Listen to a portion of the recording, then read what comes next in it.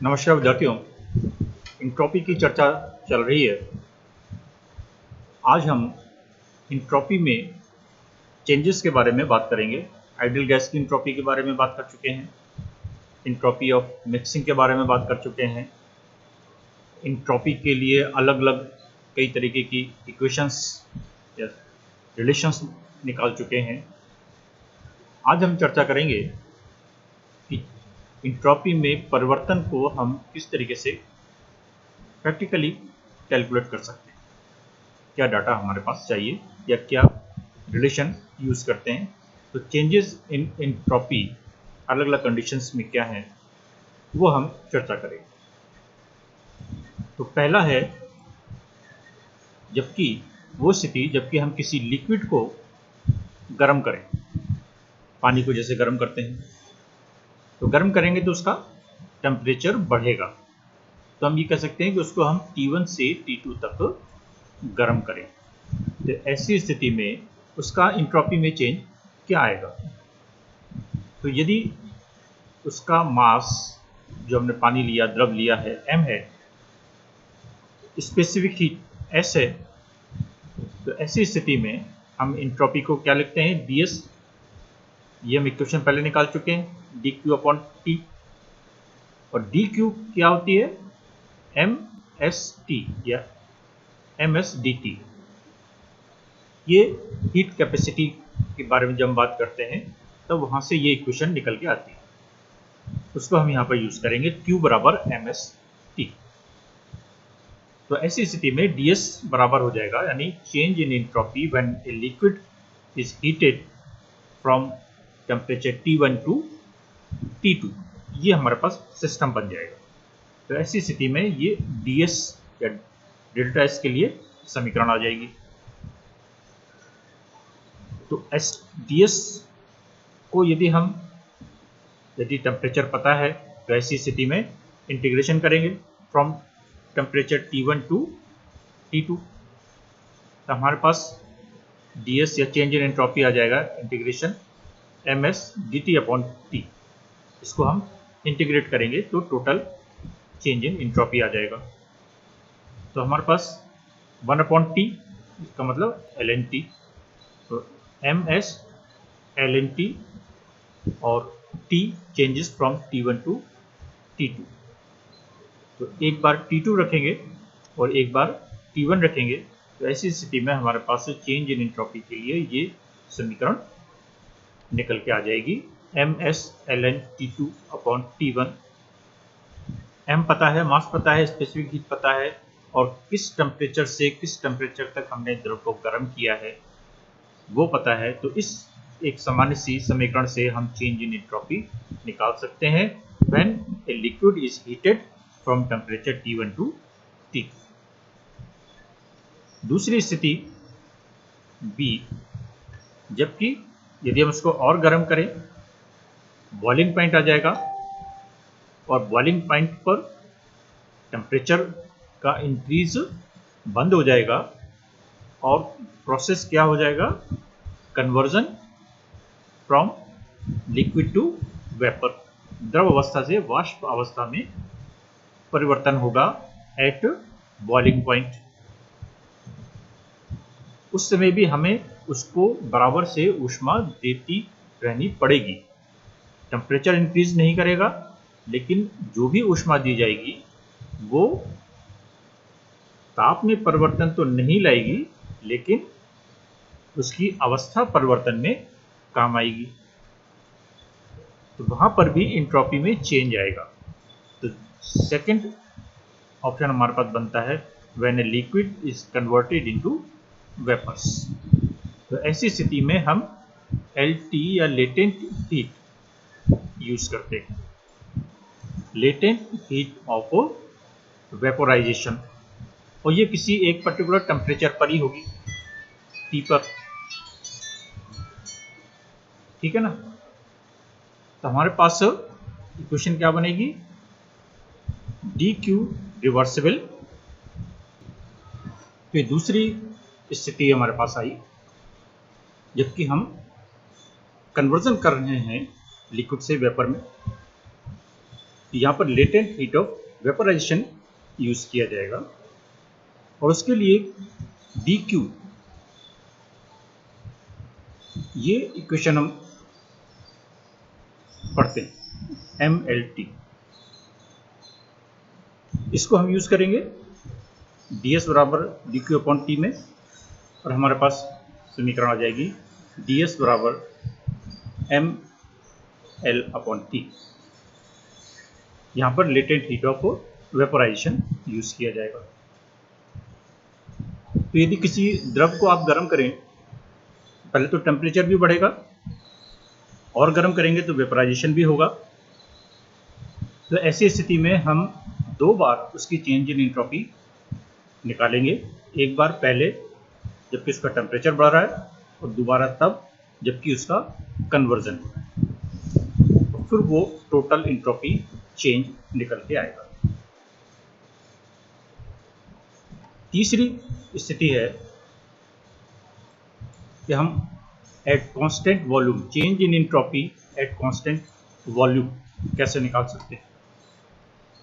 तो ऐसी स्थिति में हमें एक रिलेशन या एक इक्वेशन यूज करते हैं, E is a function of V and S।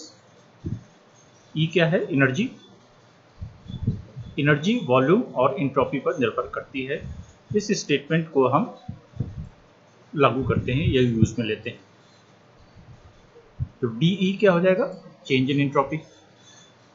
तो चेंज इन एंट्रोपी कैसे निकालेंगे? कंप्लीट डिफरेंशियल होता है, E हमारी स्टेट वेरिएबल है, कंप्लीट डिफरेंशियल है। तो ऐसी स्थिति में change in entropy with respect to entropy, change in energy with respect to entropy, that is DE upon DS into DS at constant volume, और plus change in energy with respect to volume into DV at constant entropy. तो एक बार volume को स्थिर रखते हुए और एक बार entropy को स्थिर रखते हुए हम टोटल चेंज इन एनर्जी निकाल सकते हैं। इस इक्वेशन को हम यूज करते हैं। दूसरी तरफ फर्स्ट लॉ से हम एक इक्वेशन लिखते हैं, DE equal to TDS minus PW। TDS क्या है? ये Q, और ये क्या है? W। तो DE इक्वल टू इस तरीके से भी हम लिखते हैं DQ माइनस DW। तो उसको हम इक्वेशन को फर्स्ट लॉ ऑफ थर्मोडायनेमिक्स से यूज करेंगे। तो DE के लिए हमने ये दो समीकरणें लिख ली, इनको हम आपस में कंपेयर करें तो कंपेयर करने में आप देखेंगे यहाँ पर ये DS है और यहाँ पर ये DS है।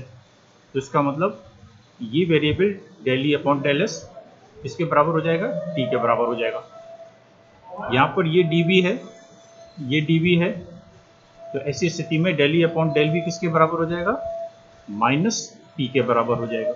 तो इस तरीके से हम दो इक्वेशंस को कंपेयर करते हैं। तो इन दोनों इक्वेशंस को यदि हम कंपेयर करते हैं तो हमारे पास इस तरीके से दो समीकरण निकल कर आती हैं, एक तो ये और एक ये। ठीक है, del E upon del S equal to T at constant volume और del E upon del V equal to minus P at constant entropy. इसको इक्वेशन को आप उल्टा कर दीजिए, del S upon del E कर दीजिए, तो हम क्या लिखेंगे? 1 अपॉन T। ये क्या हो गया? Change in entropy with respect to energy. अब इसको हमने dt से गुणा भी कर दिया और भाग भी दे दिया। ठीक है, कोई फर्क, कोई चेंज नहीं आएगा। ये सब ट्रिक्स हैं कैलकुलेशंस की। अब ये del T upon del E ये बराबर होगा 1 अपॉन V के, क्योंकि del E upon del T change in energy with respect to temperature ये CV के बराबर होता है। तो इसका उल्टा रख देंगे तो ये 1 अपॉन V हो जाएगा। तो ऐसी स्थिति में इसके बाद ये CV इधर चला जाएगा तो हमारे पास क्या आ जाएगा, del S upon del T at constant volume equal to C V upon T, या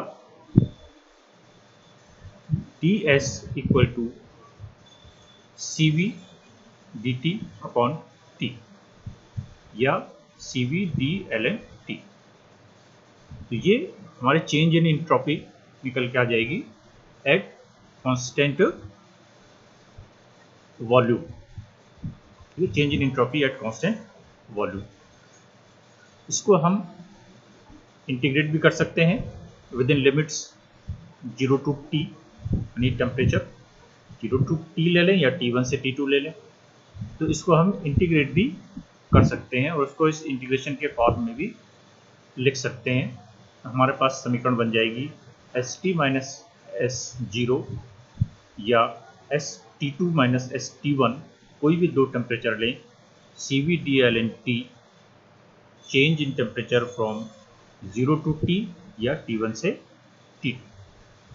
ठीक है, ये T1 से T2 के लिए हमने इक्वेशन लिखी। तो इस तरीके से change in entropy at constant volume हम कैलकुलेट कर सकते हैं। ठीक इसी तरीके से प्रोसेस आगे करते हुए हम नेक्स्ट निकाल सकते हैं change in entropy at constant pressure. वहां पर हम इक्वेशन क्या यूज करेंगे, DH equal to TdS plus VdP। इस रिलेशन को, थर्मोडायनेमिक रिलेशन को यूज करेंगे, और जैसे वहां पर first law of thermodynamics use किया था DE, वहां पर यहाँ पर DH यूज करेंगे। और दूसरी इक्वेशन क्या यूज करेंगे कि H यानी enthalpy is a function of S and P, entropy and pressure. और उसी तरीके से स्टेप वाइज स्टेप हम चलते रहेंगे। तो पहले DH निकालेंगे, फिर इसके बाद इसको कंपेयर करेंगे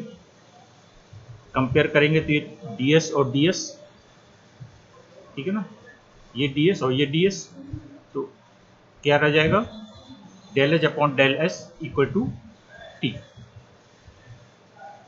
ये हमारी बेसिक थर्मोडायनेमिक इक्वेशन है, उसको हम यूज कर रहे हैं।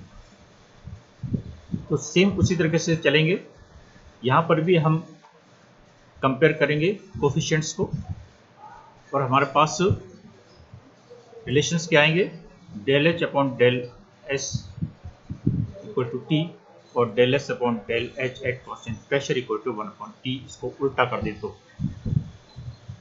और फिर उसके बाद डेल टी से ऊपर नीचे गुणा कर दीजिए। सेम उसी तरीके से चलिए, ये del H upon del T है जो कि CP के बराबर है। तो हमारे पास इक्वेशन जैसे हमने पहले निकाली है, ठीक उसी तरीके से ये प्रोसेस चलता रहेगा और ये इक्वेशन हमारे पास आ जाएगी। इसको अगेन आप 0 से T के बीच में या T1 से T2 के बीच में इंटीग्रेट कर सकते हैं। तो दो डिफरेंट टेम्परेचर्स पर चेंज इन एंट्रोपी निकल के आ सकती है एट कांस्टेंट प्रेशर। ठीक है, ये हो गया change in entropy at constant pressure. पहले था change in entropy at constant volume.